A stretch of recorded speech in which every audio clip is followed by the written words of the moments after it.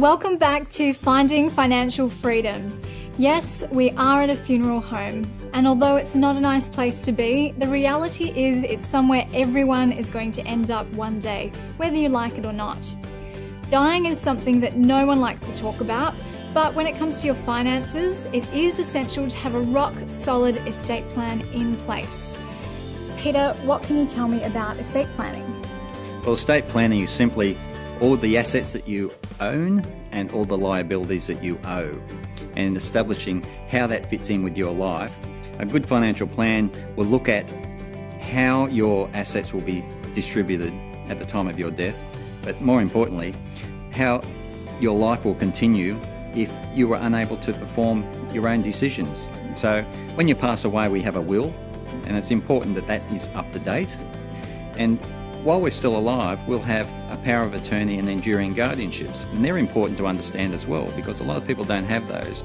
And as we go through life, if we get older and we get dementia, or we have some accident and we can't make our own decisions, financially you can have a power of attorney, so a trusted person can sign on your behalf. And as we get older and we may need to have an operation, or we may need to be put into a nursing home, enduring guardianship is where that authority sits. Right, okay. And at what age does someone need to start planning their estate plan? I think as soon as possible.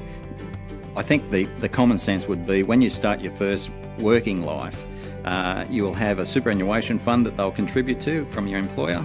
And on that superannuation fund, you'll have the opportunity to put down a beneficiary if you were to die, who would end up with your asset in the superannuation fund. So that's one of the first steps people will have in estate planning.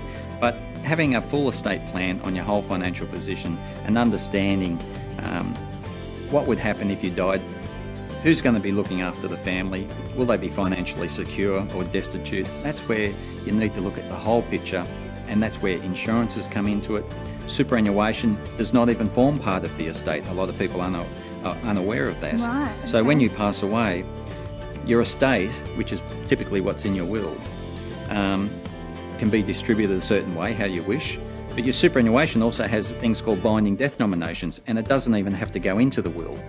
So it's important to know that, because when you look at the whole picture, you don't want to leave anyone out because you think they've been in another part, yes, but they may have been left out altogether, or someone's been doubled up. Okay, so what's involved? Does it mean we have to end up back here? Well, one day we will end up back here, and hopefully for both of us it's a long time to come. Yes. But we need to plan as if it's going to be tomorrow, but we hope it's a long time, so we've got a financial freedom to get to. We do. We've got a financial freedom to enjoy. Wow, after all the valuable information you've given us over the last 10 weeks, I kind of feel like I'm a bit of a financial expert myself. Thank you so much for sharing your expertise with us. And if you'd like more information about anything you've seen on our shows, call Peter at Hillross MacArthur Financial Planning on 02 4627 5200. Email info@macarthurfp.com.au or visit macarthurfp.com.au. Thank you so much for watching. I hope you've enjoyed the show. See you next time.